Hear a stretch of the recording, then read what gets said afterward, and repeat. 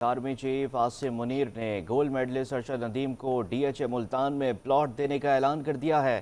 ارشد ندیم کے بچوں کی تعلیم مفت ہوگی اور پورے خاندان کو سی ایم ایچ سے مفت میڈیکل کی سہولیات فراہم کی جائیں گی۔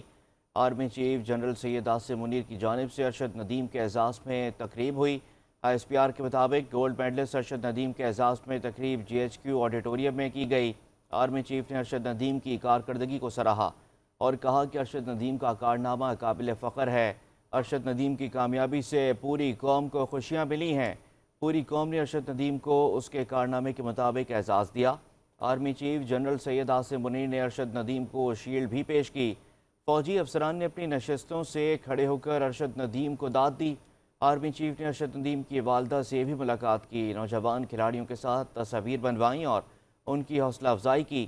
تقریب میں قومی کرکٹ ٹیم، ہاکی کے لیجنڈری کھلاڑی، squash legend Jahangir Khan, tennis star Aisam ul Haq, kabaddi اور پہلوان، اسٹریٹ بالرز نے شرکت کی۔